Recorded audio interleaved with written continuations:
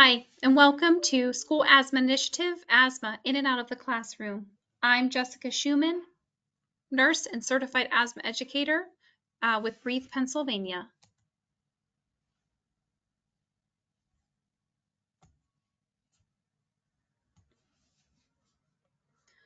Some quick asthma facts. Asthma is a chronic inflammatory obstructive airway disease. It is not a contagious disease. There is a genetic link with asthma, 25% chance if one parent has it, 50% chance if both parents have it. Asthma can develop at any age.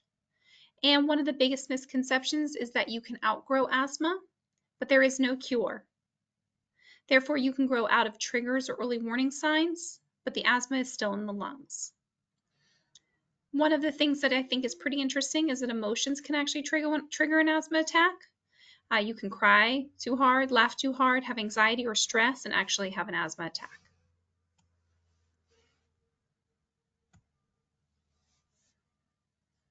So to understand asthma in the airways, we have to learn about how we breathe. We take oxygen in our nose and our mouth. We go down our trachea. That trachea breaks off into two lungs. Inside of each lung is bronchial tree or the bronchi. And at the end of each bronchi is going to be an air sac. That oxygen then goes through that air sac and goes throughout the body. And that air sac pulls the waste gas of carbon dioxide out, which we then exhale. In those small bronchial branches, that is where asthma happens. We breathe in an asthma trigger, such as dust or pollen, and the airways start to change. First, the airway muscles start to tighten or squeeze, and that's why we hear a wheeze, causing the airway to get smaller. Number two, we have excess mucus produced. Our lungs already produce mucus to keep them protected for irritants when we breathe them in. But when we have asthma, that mucus increases. Third thing that happens is we have the airway walls and they start to swell. All three of these changes make the airways smaller and make it more difficult to breathe. When those changes occur, we have to start identifying early warning signs or body clues to tell us when to take our inhaler. How a child might look, sound, or act or feel when they have asthma. We just talked about wheezes and coughs. We always wheeze because the muscles around the airway are squeezing, and we cough to get out the excess mucus. But we also have situations where we may have a stomach ache. A stomach ache is caused by excess mucus that we may cough up, and instead of spitting it out, we may swallow it. It may end up in the stomach. It takes a lot of energy to breathe, and if you're having a difficult time breathing and oxygen is less, then you may see that the child is tired or has no energy. Two important early warning signs we see is they have a difficult time breathing, so therefore their breathing gets faster and shorter, and in turn the heart starts to beat faster, and they may say that they have a flutter or feel like a bird is in their chest. Both of these are because the body wants more oxygen and is starting to speed up to get oxygen around. When we start to breathe faster, we don't breathe all of the air out, and we start to get chest tightness because the air is trapped inside of the lungs. And they may feel or say that their chest is heavy or someone's sitting on it. Allergies and cold symptoms are not only triggers, but they're also an early warning sign because these symptoms can irritate and impact asthma management. Now, where do we find these asthma triggers? In our classroom, we have multiple different things that can affect a child's asthma. We could have the windows open. If they are cutting grass outside, the pollen might be coming in. You may see dirty filters, mold or mildew and soil that is in a plant in the classroom. You may have leaky ceilings or water leaks, so you may have a musty or mold smell. Strong smells such as candles, perfumes, body sprays, or plug-ins can affect children with asthma. Classroom presentations, maybe they're stressed or have anxiety because of a test, can trigger an attack. And then colds and flu or germs on surfaces. The dirtiest part of a classroom is the top of a child's or a student's desk. So what can we do to avoid or reduce these triggers? We want to keep our windows closed. If there's air conditioning in the school, we want to keep that on if the pollen levels are high.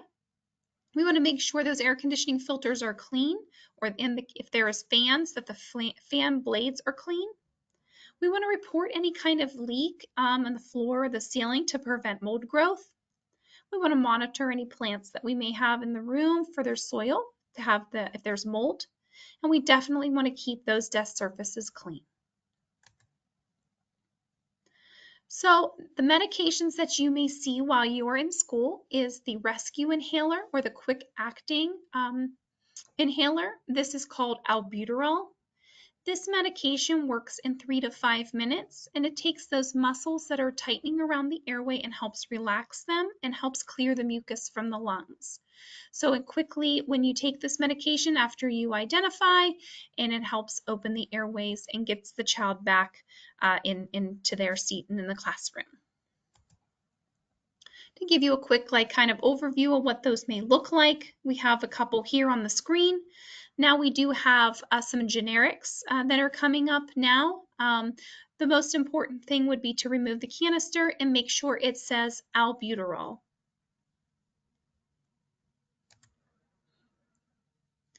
So one of the asthma management tools we use with an inhaler is a spacer. You may have this with you on a field trip. In the lower right corner, you see the light air, which is a paper spacer that pops open. Or on the left side of the bottom of the screen, you have the hard-bodied spacer that you also may have. Let's review how to use this.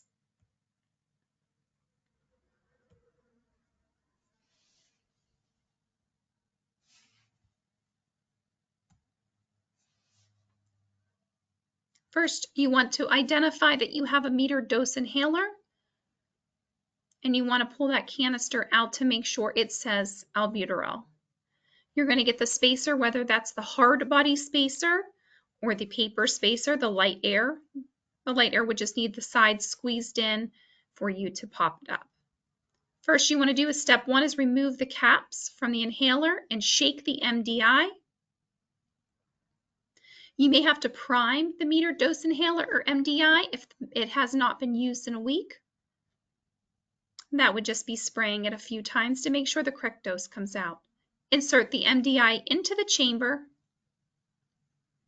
You're going to have the student breathe out, and they can do that with this particular spacer if there's a flap. Have them place the spacer into their mouth and make a good seal. They're going to dispense the medicine in the canister and breathe in slowly and count to 5. Then they're going to hold their breath for 10 seconds. And then they're going to breathe out and remove the chamber spacer from their mouth. A standard dose of albuterol is 2 puffs, and you wait 1 minute between each puff.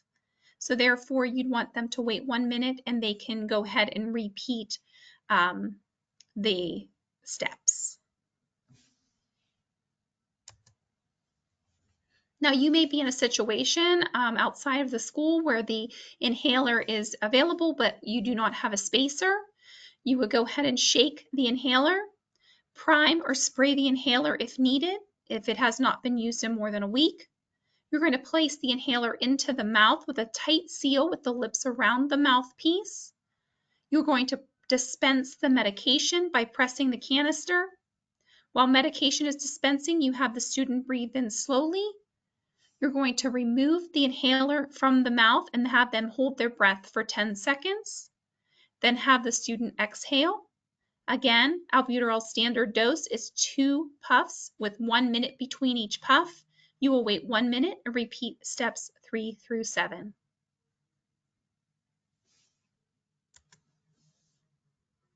I'm Jessica Schumann with Breathe Pennsylvania. Please feel free to email me if you have any further questions. Have a great day.